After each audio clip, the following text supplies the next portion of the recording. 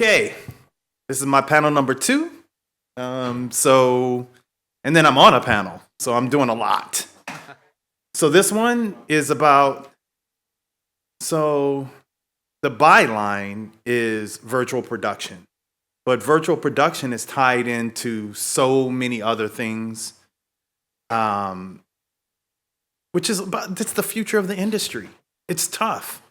You know, a lot of people are now talking about AI, and how that's transforming things, but there have been times in this industry where things have transformed totally.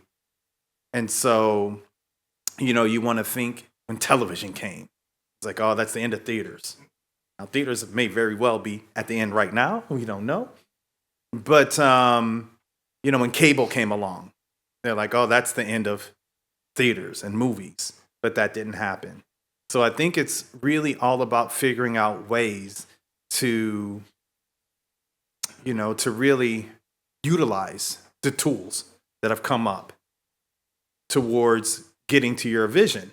It's an exciting time for, you know, filmmakers, content creators that are, you know, starting their journey.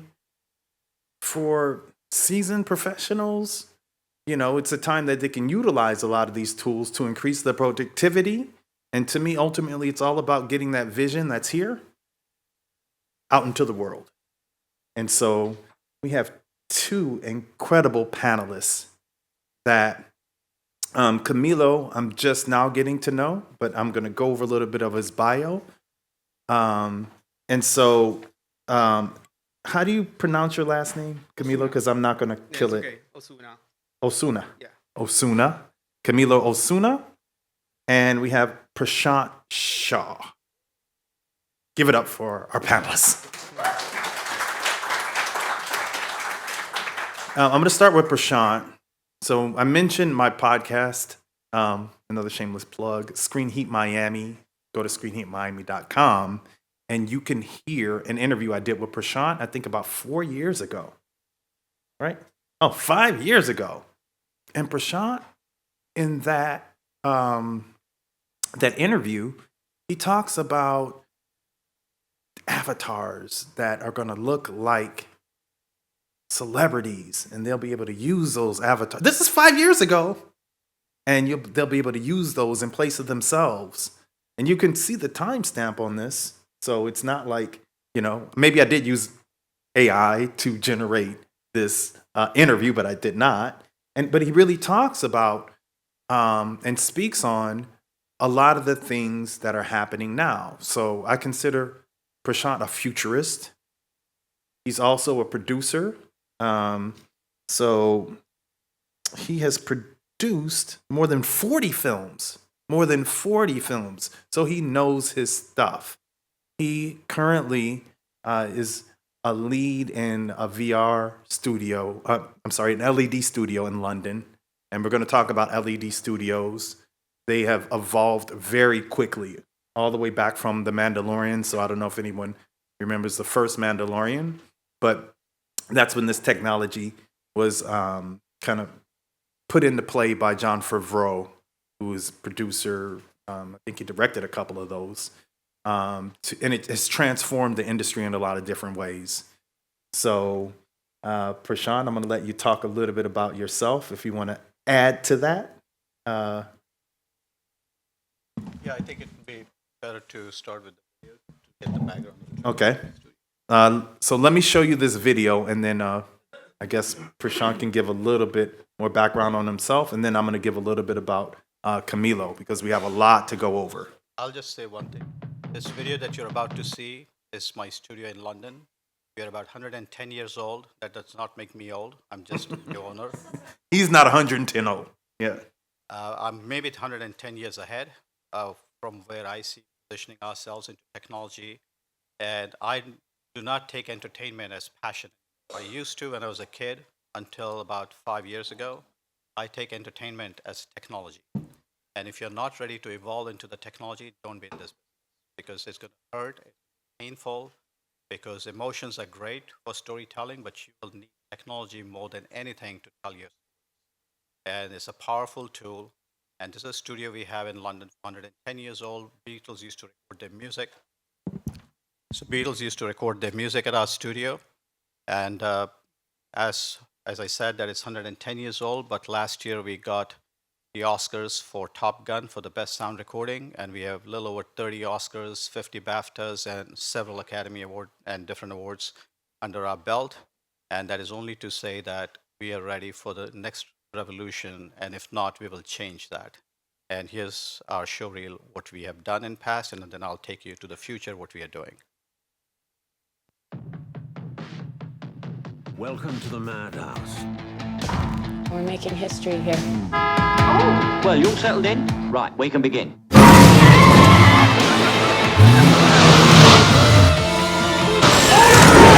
I'm really loving this. Would you like to push me up the street? Beneath the full moon, I'll sprout hair and fangs and eat people. No. Where there's injustice, I have always believed in fighting. I'm left with only one option.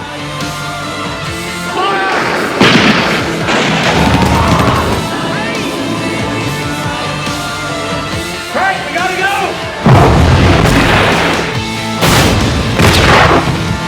You're only supposed to blow the bloody doors off. Quit this. Forget Marilyn Monroe. Forget Hollywood. Let it all go. Say, kiss me. Just a sentimental old love story. I have done battle every single day of my life.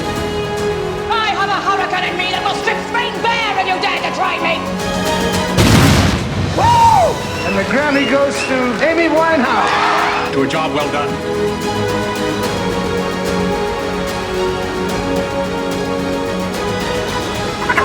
Dolly cool.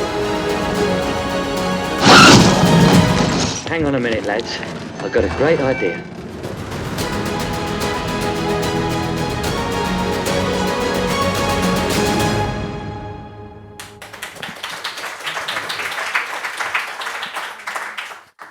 Wow. That's where we want to go. Yeah. That's where we want to be in a few years. Yeah, that is a way to start the panel off, isn't it? Yeah. So Camilo Osuna is the business developer of iKartoons. I have been to their space. There aren't many companies like them here in Miami. I know a few in different places around the world. In that they do animation and they do it very, very well, but they also do immersive and experiential media. We're going to talk about these things, which is virtual reality, augmented reality, and they do that very, very well. If there are any animators here? Mm-hmm. We have a few. A lot of the tools are the same. And I just recommended to Jefferson, who's right there. I met him at a networker just a few weeks ago, right? A few weeks ago. Yeah. And I already have him on a project. And that project has Josh Brolin and Diane Lane and, Maria Bello and a bunch of people. Because it's the tools. And this is Prashant spoke on, the tools, it's technology. It's how to participate in the future. And so iKartoons is definitely there with the future.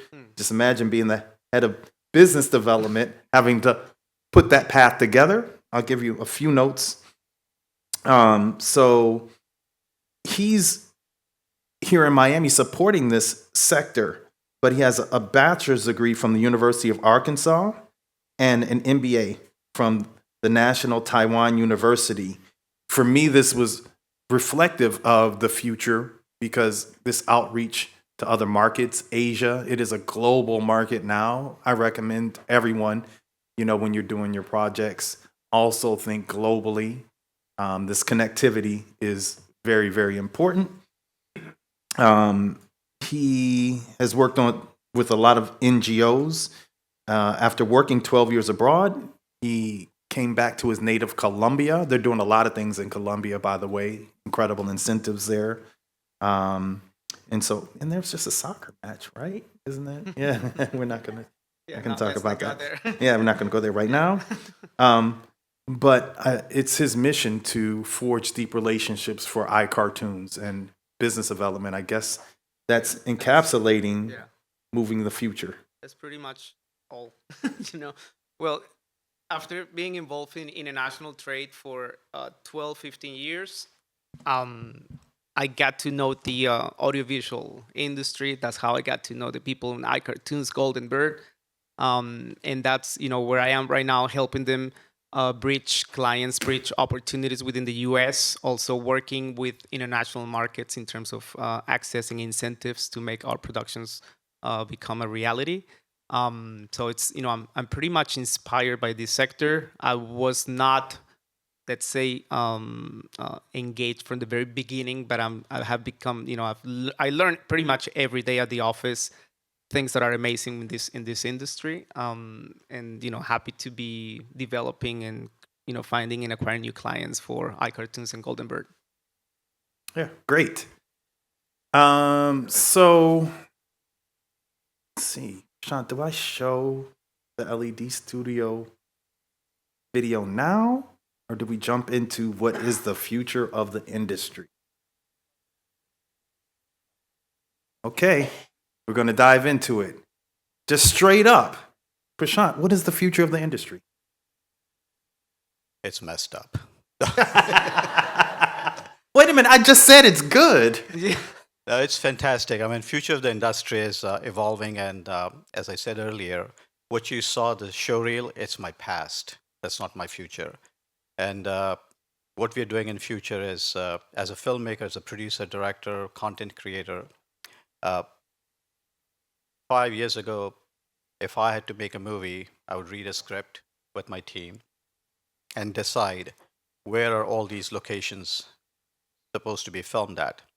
And then we would go to those countries or those cities and identify, of course, some of you have been part of the tax incentive and rebates different countries offer. So we try to see how do we maximize our dollar and minimize our cost. And a $5 million picture should look like a $50 million. And that's the grandeur of the show that we produce. And we would spend about pre-production, we call it pre-production cost, or before we start shooting, is typically about 10% of the budget. So if my budget is $3 million, I'll spend $300,000 just into pre-production, identifying everything that I need to do for my kitchen to be ready. And today, I don't do that. I spend about $600,000. I spend double the money. Take my cameraman, take my director, my first assistant director. I don't need actors. I don't need anybody else. So I've eliminated about 200 crew members that will go on that location, and I just take 4 people, 5 key people, shoot everything that I need at that location, whether it is in New York City or whether it's in Beijing or whether it's in Australia, pick up all the locations that I need, come back into my LED screen studio, bring my actors into the studio, put up what I need in the back without doing a green screen, and we create a LED in the backdrop of that location, whether it's a bedroom, whether it's a Empire State, or whether it's Eiffel Tower, or whatever the iconic locations are. And we create all that within the studio, including car chase scenes, blowing up of the accidents and cars and foot chase. Everything is done in 3 times bigger than this place. And I don't have to worry about police control, fire department, public in the way.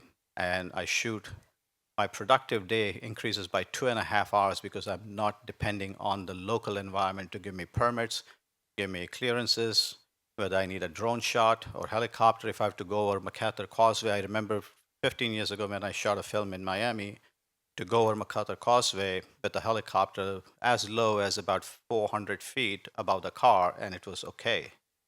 Until bad boys came and nobody ever got any permission to shoot with a chopper on that bridge. So today I can just have a drone go and take the shot without any mandatory requirement and pick up the shots, come in my studio and shoot everything that I need. So the cost of a production has actually increased, but the liability has decreased. Now I don't have an insurance policy which would cost me $100,000 because I'm blowing up bridges.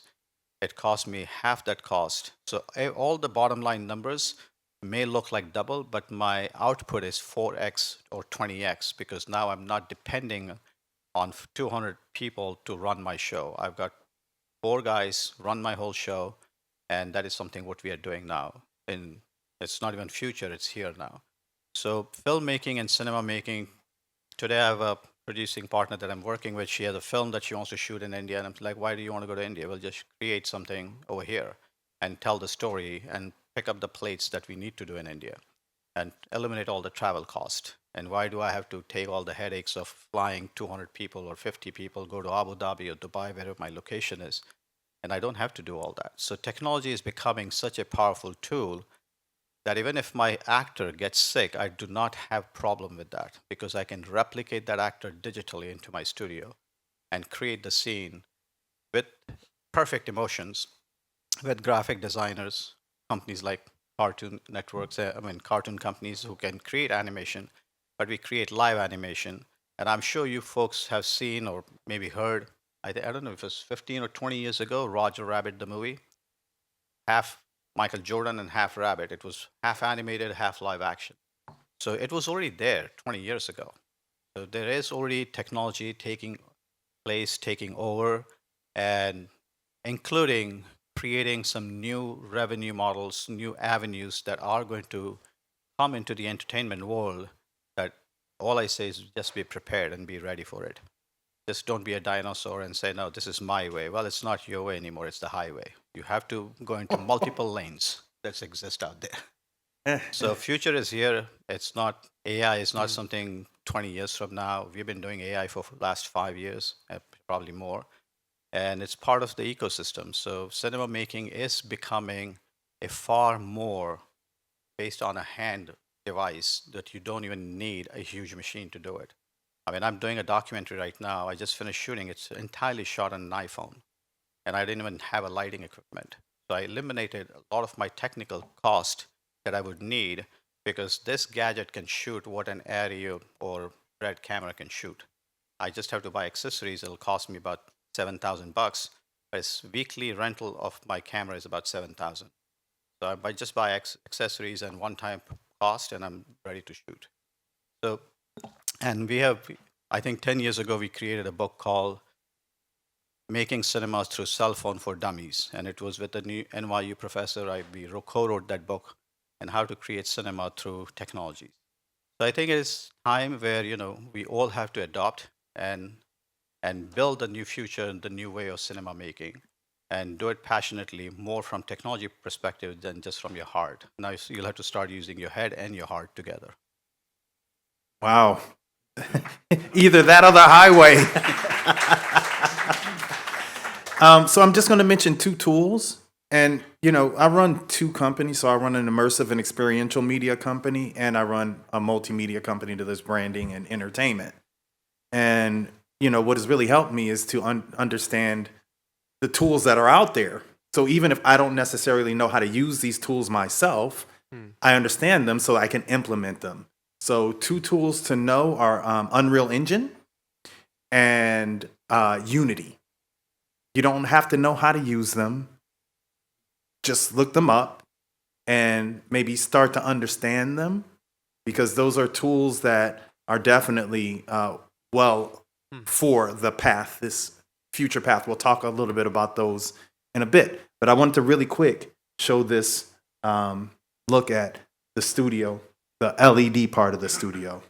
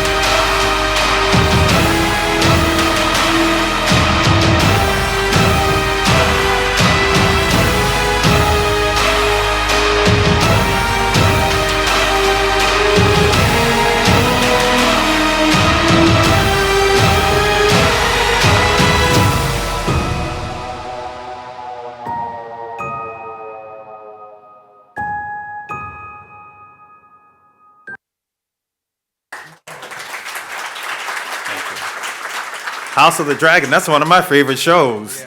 Man, Prashant, that soundtrack is bumping. I was like, ding, ding. But ding, ding. By show of hands, who knows what an LED? I don't know what I'm doing. Who knows what an LED studio is? Okay, so I'll talk about that. Okay, so traditionally, when you wanted to do visual effects and you wanted to have a background, a backdrop, or something unique, or something that keeps people out of danger, or you wanted to maybe do all your production in one place. Like the movie 300 was one of the first to use all green screen as an example. Use a green screen, so I'm sure everybody knows what green screen is, right? By show of hands. Yeah. And so I mentioned The Mandalorian. I'm going to make this quick. Well, The Mandalorian, which if you haven't seen it, I know everybody has to know The Mandalorian. What Jon Favreau said is, instead of having a green screen, I'm going to create a system where it's a succession of LED panels that are all put together, and so that the background is already there. And so they did that, and it's a dual purpose though, because you can put the background behind someone. Unreal Engine is the biggest tool to do this, but it also helps the actors, because the actors then, instead of having green screen behind them, they have the actual background. What they did in The Mandalorian is a mix of, the LED volumes and the actual set. And so the actors could really feel what's going on. In Prashant's video, in that case, you can see a lot of the other things that you can use the LED volume for in the background. Stunts, keeping people out of danger. I mean, it's really, really amazing. And wow, House of Dragon, come on. I forgot to tell you guys, it's not in our showreel, but we just also got the Academy for Mission Impossible. And that was something that we did. Yeah, so we're going to get back to that in just a minute, but I just wanted to talk about some of the other future-leaning things that are actually happening right now. And this is what really had me excited when I met there at iKartoons, because what you're going to see, does anyone by show of hands know what the Apple Vision Pro is? Do I need to show it? I'm going to show it anyway, which is this device. Now, a lot of people just have no idea why Apple even came out with the device. They're like, oh, it costs so much money, no one's going to buy it. And Apple really, I don't think, is concerned about the first wave of people to purchase this product, because it is the wave of the future. This device operates both in virtual reality and augmented reality. You all, I recommend this. You can go and test it out. That's the only way to use it. Go and test it out at your Apple store. And you're really going to see what the future is all about, and the now is all about, because you also have devices like this, the MetaQuest 3, which is cheaper. It's for, I see we have an Acolyte. Oh, we have many Acolytes, which does the same thing. It does augmented reality and virtual reality, meaning with virtual reality, you're encased in the environment. In augmented reality, the environment is here. It's along with you. And so what iKartoons, do you have a name for the division that does immersive media? Yeah. Or Gverse. Gverse. So what Gverse does, and I was so impressed by, is this.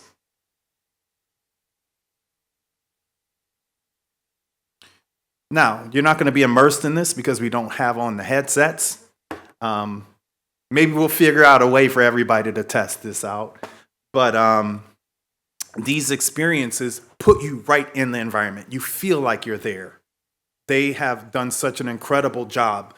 The graphics, did you guys do this in Unreal? It was Unreal, yeah. Unreal, yeah. My company, my immersive and experiential media company, we're doing a project right now called the Alzheimer's Experience, So we're putting people into a day in the life of an Alzheimer's patient.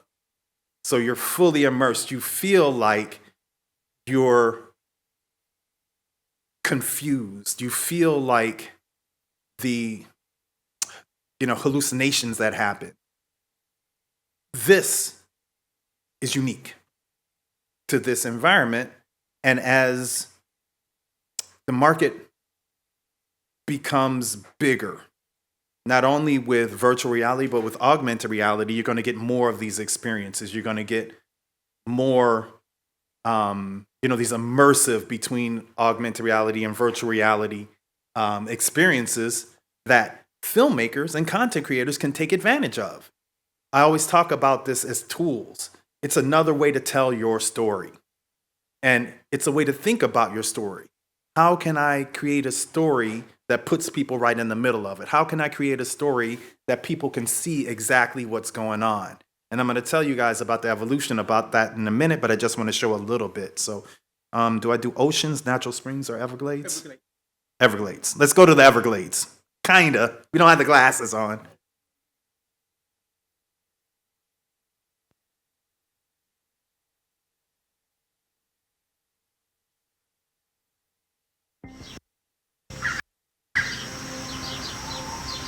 The Everglades, the largest wetlands in North America.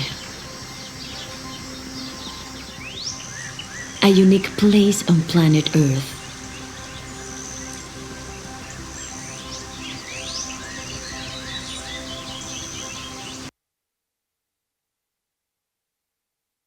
Oh, we lost the sound. Here we go. Extending over. This is me, by the way, doing this.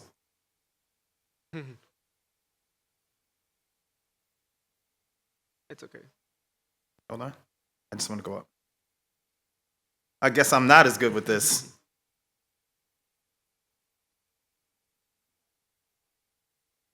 I need a mouse. Yes, you need a mouse.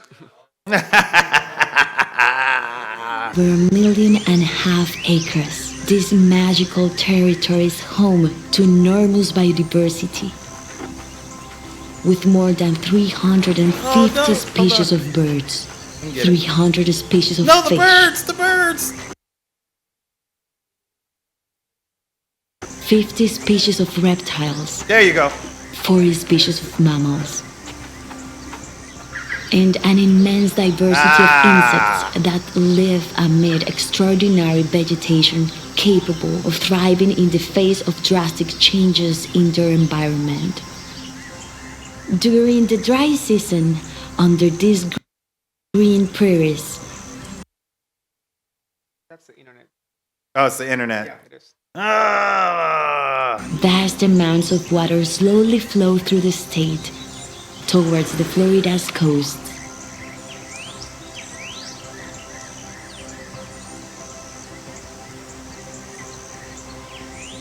When the rainy season arrives, its meadows become mirrors of water with horizons shaped by cypress forest.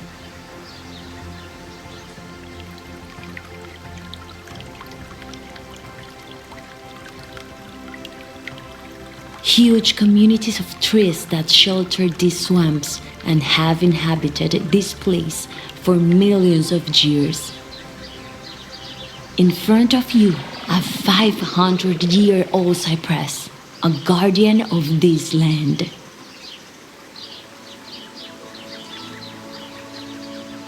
In addition to supporting the lives of hundreds of species that depend directly on them, these incredible ecosystems also provide support to fish populations and marine species that benefit from the flow of nutrients that pass through the Everglades.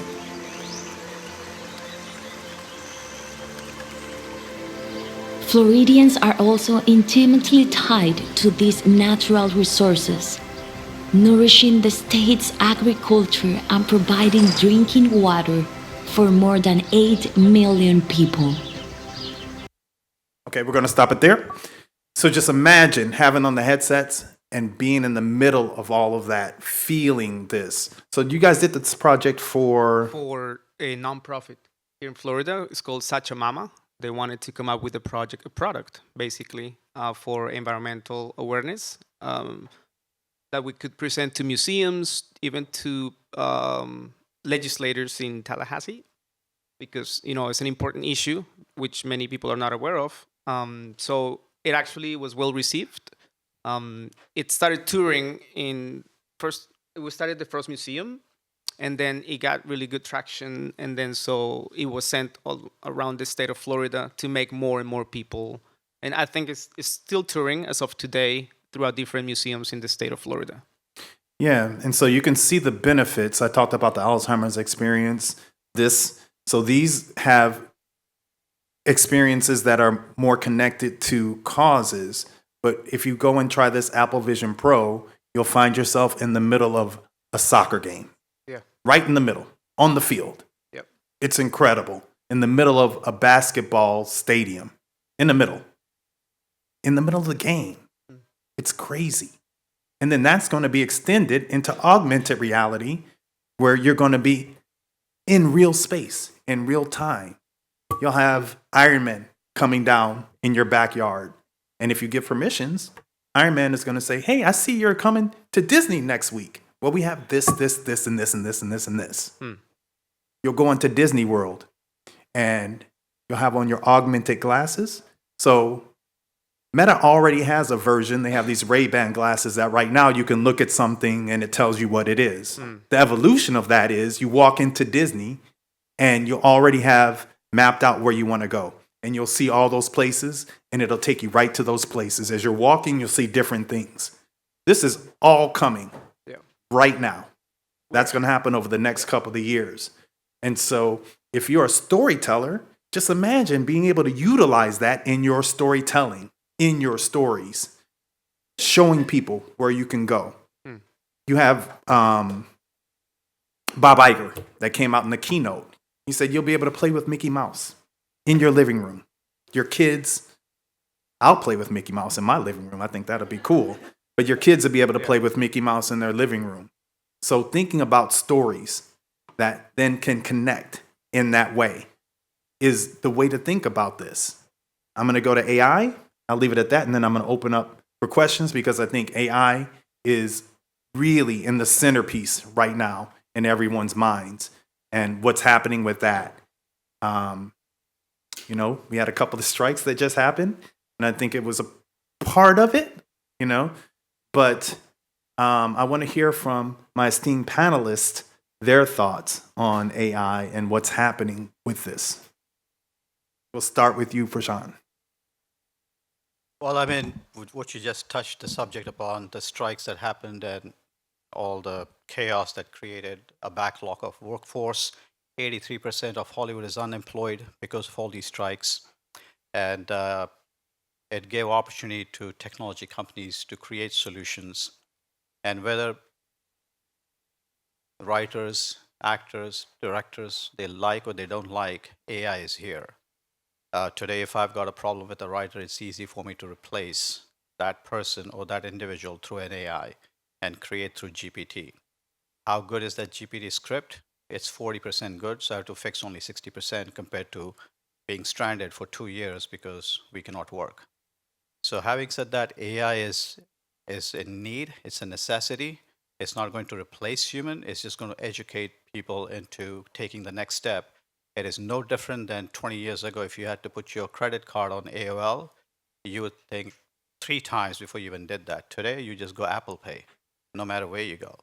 Okay, Camilo. No, very quickly, just tagging along to what Prashant just mentioned, we believe in AI. We are actually thinking about building our own, using the capabilities of AI to build our own AI machine learning tool, not necessarily having to rely on a third party giving us the technology or giving us the right to use, but rather building it one machine on our own, because I think it's possible to do it today.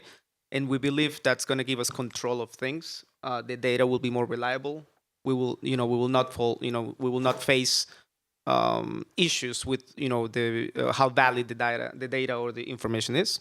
And also we believe that if you have your own AI, it's maybe easier to monetize what you use with AI.